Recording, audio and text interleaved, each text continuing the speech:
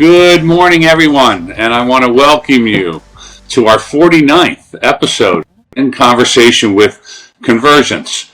As many of you know, this is a monthly podcast where we feature interesting people in the industry, interesting people that touch the industry, and I had a great chance to meet one of those people, a young lady here named Marisa Messana. And Marisa is the founder of Marigold Elite Partners. And Marisa, I just want to welcome you to we're almost over 4 years of podcasts. And I want Amazing. To the 49th. Thanks for joining me today. Absolutely. Thank you, George. Thanks for having me on. Yep. So, Marisa, you have a really interesting background and not like our normal guest. And I thought maybe you could talk to people a little bit about your background. I know there's one big word in that called golf, right? And but talk to everybody a little bit about college, professional golf, a little bit your pedigree and history, and then we'll get into how you translate that into Marigold. Sure. Thank you. So to give you some background, I played golf at Clemson University, where I was on their team for 4 years. Competing, and we even made it to the national championship at one point. I believe it was my junior season, which was pretty special. And actually, I mention that story in particular because that event in itself was even a pretty defining moment in my career, because we were at the national championship, receiving the Elite 90 award, which was given to the student athlete at the national championship that also had the highest GPA. So, it seemed to be the pinnacle of success athletically and academically. And I'm going to accept this trophy. And I realized that my internal world didn't necessarily match the external success that I saw on the outside.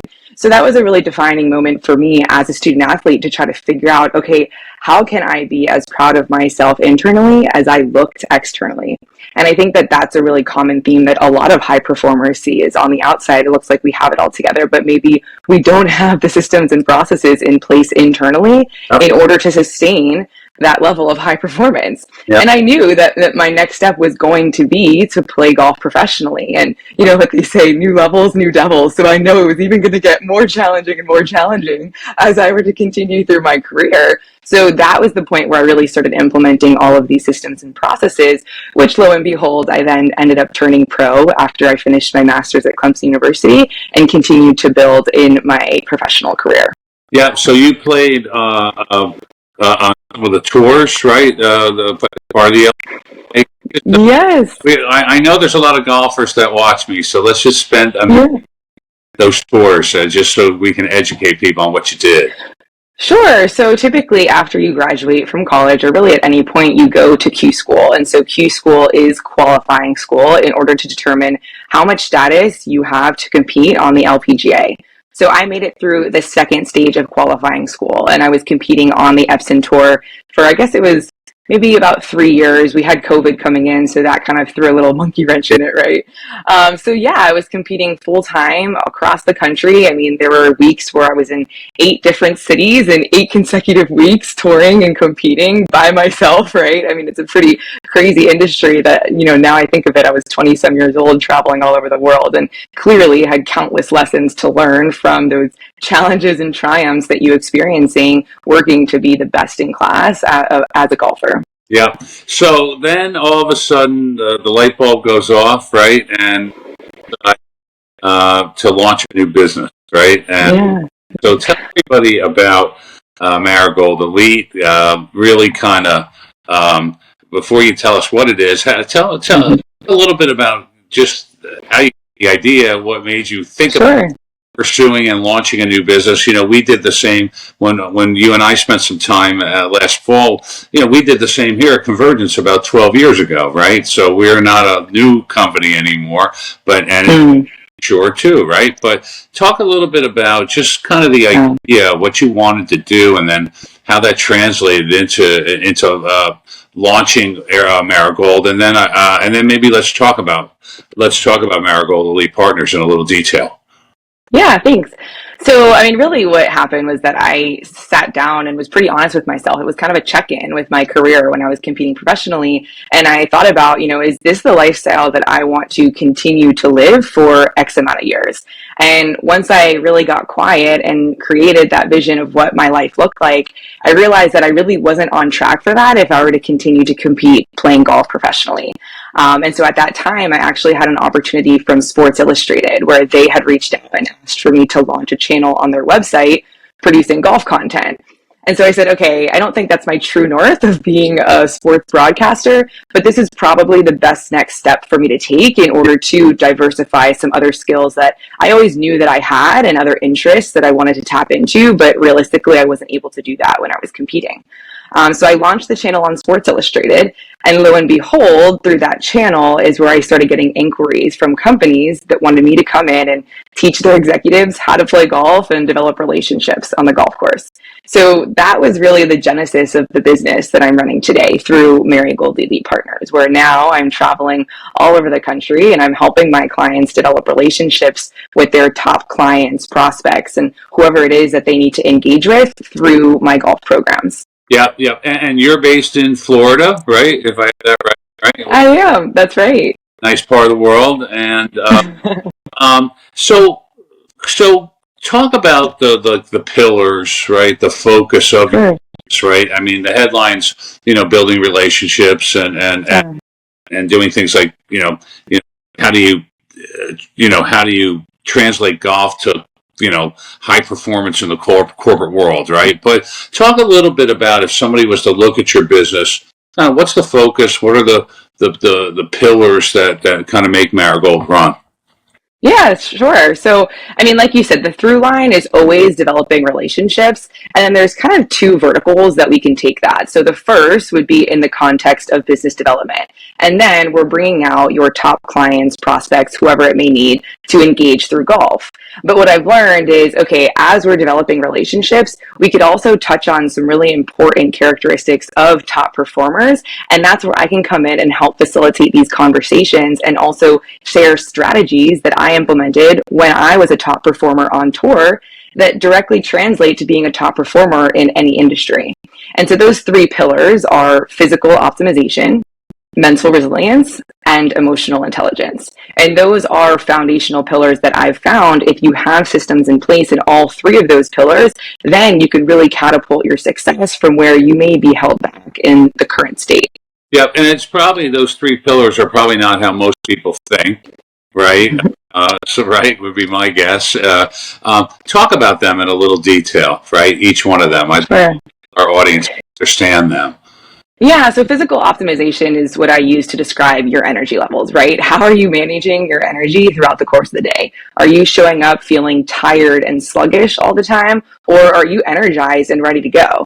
I mean, I think oftentimes we experience that 2 p.m. slump, right? But there's systems and tactics that we can implement in order to naturally expedite your energy levels and actually improve that over the course of the day. And so there's small things that I consider now my non-negotiables that I'm very mindful of implementing throughout the course of the day that makes sure that I'm staying on task and makes sure that I'm focused and staying sharp, regardless of all of the things that we may be doing. I mean, oftentimes people are traveling. That's really hard on your body and your energy. So how can we implement the proper hydration, the proper food, sleep habits in order to improve the quality of your sleep? Getting a proper sun exposure, that helps improve your energy throughout the course of the day that most people just aren't even aware of, these things that you can do instead of medicating or instead of doing things that really aren't necessary if you take care of these foundational tactics. Yeah.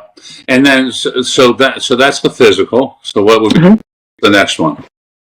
So mental resilience. So that's what I found is a common denominator of top performers. And I mean, especially right now within the financial services, right? There's a ton of volatility, uncertainty, adversity. We're in really turbulent times. Right. And whether that's in any industry, we're all experiencing this. And there are so many strategies that I implemented through what I call my mental gym, right? Because you go to the gym to build your muscles physically, but what are you doing to build the muscles muscles in your mind when you're inevitably going to experience these hardships throughout the course of your career. So I have tons of exercises that I implement depending on the seasons that I'm experiencing and the challenges that I'm experiencing in order to stay resilient and be able to still be a top performer regardless of what comes your way. Yeah. Okay. And then number 3. So the third one is emotional intelligence. And so I define emotional intelligence as the combination of self-awareness, which we're building through our mental gym, and the state of your relationship with those that you're closest to. So that could be your business partner, that could be your team at work, that could even be your family and the relationships in your personal life, right? And how do you have systems in place in order to be great communicators? That's so important, regardless of the context of these relationships, in order for you to have emotionally intelligent teams, both in the corporate setting as well as the personal context as well. Yeah. Now think about, so I sit here and listen to 1, 2, and 3, and then I say, okay, I'm your typical corporate guy, corporate executive, been in the industry 40 years, right? How do you get people, it's one thing to be out on the golf course and building relationships while you're out there, top clients, but how do you get the typical corporation to think about those 3 pillars? Maybe, I don't know if you've got use cases. I don't know if you've got some examples that you share with us, because it's a financial services of all industries is kind of a show me type industry, right? Totally. Sounds good, but show me. Right? And can you talk a little bit about some examples or case studies or use cases or clients you have, and maybe a few of them would be interesting, just to get our audience familiar with how you were able to bridge that conversation with kind of real world change that maybe people had to make. Yeah, totally. So, what I've found is that going onto the golf course is just the perfect platform of breaking down those barriers that sometimes we may be experiencing when having these types of conversations. So I always like to start the program on the golf course. And if they are avid golfers, then we'll go out onto the golf course and play a full round of 18 holes. And then after, we'll transition into the high performance content. So where we met at Apex Invest is an example of one of my programs that I call the Golf and Growth program. So in that context, we're going out onto the golf course, we're playing 18 holes. I'm playing 3 to 6 holes with each group, depending on the size of the group. And then we're transitioning into the keynote where I'm sharing all of these strategies on a high level to the large group that's in the room. Yeah. Another program that I really love, and this is probably my favorite program, is Range Tips and Talks. And so in that program, what we're doing is we're going on to the golf course, and this could be great even if we don't have avid golfers, that we could have a golfer that has never played golf before, right? And we'll just go to the range for an hour. I'll provide golf instruction, and then we'll transition to the roundtable discussions where I'm helping facilitate conversations on these topics, where sometimes I'm sharing stories of the trials and triumphs that I've experienced, which again kind of lowers that barrier of entry and opens up the conversations for other people to share something that they're maybe struggling with, and what are those challenges that they're experiencing right now, and how can we create solutions collectively in order to break through. And that in itself is really powerful because, shared struggle really creates deeper relationships. And so that's how I'm able to build more meaningful relationships through the meaningful conversation that we're having over these topics. Yeah. How old is Marigold now? So I think it's been almost 3 years, 2.5 years since I've officially made the transition. Yeah. So tell me how your business has changed. Let's look back, but look forward with you a little bit, right? Totally. From day one to, if you're 3 years, day 1,000, right? Let's just say, how has the business kind of changed? How have you changed? How has the curriculum, for lack of a better term, changed, right? I'm curious how it's evolved so far. Yeah, I mean, absolutely. So when I first transitioned out, it was definitely heavy on golf content. And again, because I had that channel on Sports Illustrated where I was producing golf instruction, I was getting inquiries for golf instruction. So I was going out onto the golf course and engaging with these clients. I'm instructing them, I'm storytelling, I'm competing against them, whatever it is. You read the room and you kind of adapt, as well as doing lessons on the range. However, I knew I didn't want to be a golf instructor, right? And I found that through the conversations that I was having behind the scenes on the golf course, all the challenges that I experienced, again, as a top performer, were the same challenges that these executives are experiencing in their own industry. So that's where I realized, okay, I would love to develop the high performance curriculum in order for me to come in and share all the solutions that I created throughout the course of my career in order to help these executives in a more holistic way, in addition to golf. So that's when I combined both the golf and the growth component over the course of that next year and created that program. Yep. And then have you found, and you don't focus just on financial services, right? You're pretty broad in terms of the industries, right? Oh, yeah.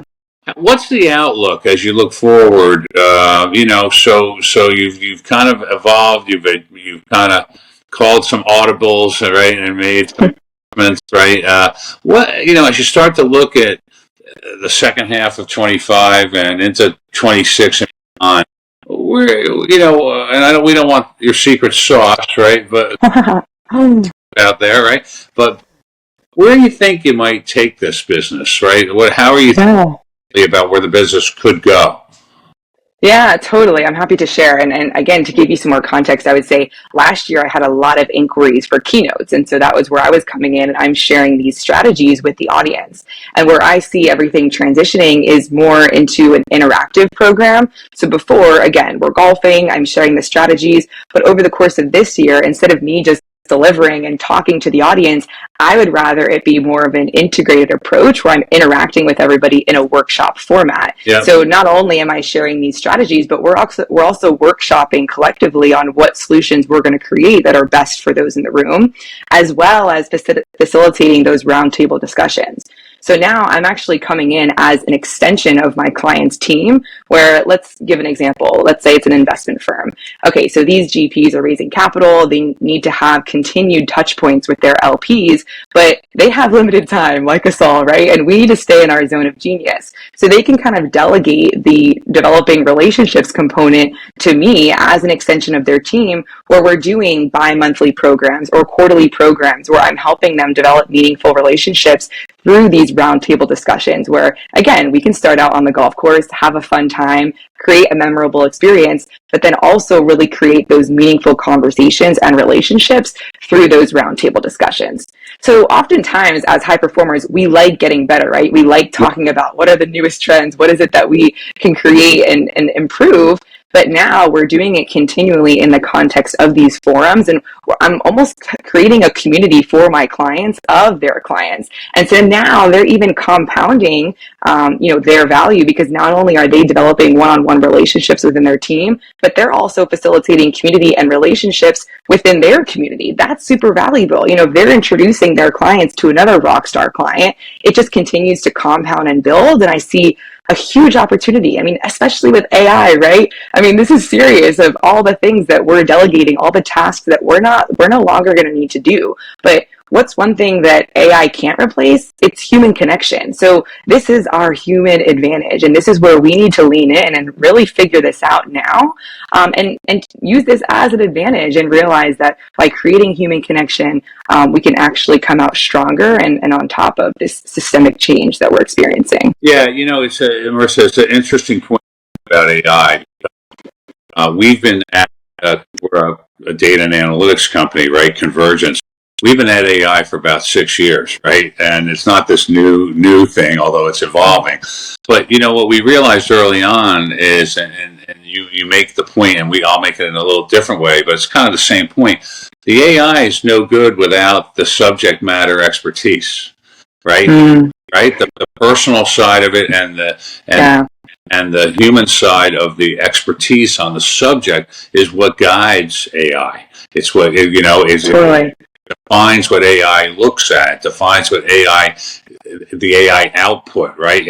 And without that, you don't really have that. How have you found, the other thought I had is, you've gone from keynote to maybe workshop. And maybe you're doing this, but the other thought I had, because I worked for a lot of pretty big firms, and we had all kinds of outside firms come in and look at culture and performance, and but the ongoing monitoring of change too, right? So it's one thing to come in and deliver the goods in a keynote, right? Then you do your workshop. But is your model that maybe 3 months later you're coming back to them, or 9 months later you're coming back to them and kind of measuring what's changed and then acting on that? Or is that your Yes. Yeah, absolutely. I mean, I even work one-to-one. So in that context, what I do, and that's actually the second vertical that I realized I didn't touch on. The second vertical is that I'm doing this in the context of internal leadership development. So I'm coming in and I'm facilitating this program where I'm sharing all of the overarching strategy during our internal leadership team offsite, which serves as the kickoff to become familiar with these new systems. Yep. And then I'm working one-on-one with each executive to really implement all of these systems and help support them and hold them accountable to actually integrating this within their workplace. So this is huge, right? Because everyone gets all excited the first day, oh, this sounds great, but are they actually integrating this over the course of 6 weeks, over the course of 6 months? And do we have a feedback loop in place to make sure that they're actually improving their performance? So absolutely, I love that model when we're leaning in more, again, as an extension of their team, almost acting as their performance partner to hold them accountable and support them in order to improve their performance. Yeah, I mean, an often used term is ROI, right? The right executive wants to see a return on that. Totally. Right? And they want to be able to measure that, and right? So I mean, I think as that model continues to mature, I think that's going to be the greatest thing you have to offer out there, is kind of the change management, right? That you to bring to these high performing people and companies, right? So I think it sounds great. All right. So as we wrap up, I've learned after 49 episodes, listeners have about a 20-minute attention. Yes. So I try to go around there. Anything else you didn't talk about that you want to, or that I didn't ask? Just your last few comments about your business and how you're thinking about the world right now. Yeah, I think that really what it comes down to is it's a long game approach. And I think that there really is no quick fix here, right? So I'm just super eager to lock arms with those that are really driven to actually invest in their internal performance in order to externally catapult their external success. So I think that's what I would kind of leave the audience with, is really think about, are you ready for making this transformation? And, whether you're working with me or whether it's anyone else, of just being honest with yourself, of realizing that, there's no shortcuts to becoming a champion, and really just integrating these systems and getting honest with yourself about, what are you ready to invest in? And there can be crazy transformational results if you commit to that process and play the long game. So I encourage everybody to lean in and really see the improvements that you can make. Yeah, I mean, I like the long game because I think it's the oldest saying in the world, kind of what you put in is what you get out of it, right? And very true. So listen, it was great to see you and great to talk with you. I'm excited for you and your business. And, obviously when we met, I thought I was very impressed with what you had to say. And here we go later having you on. So I'm very happy you made time for this. And, and it's, I wish you just continued success. Thank you so much, George. I appreciate that. It's always a great chat. So thank you for having me on. All right. Sounds good.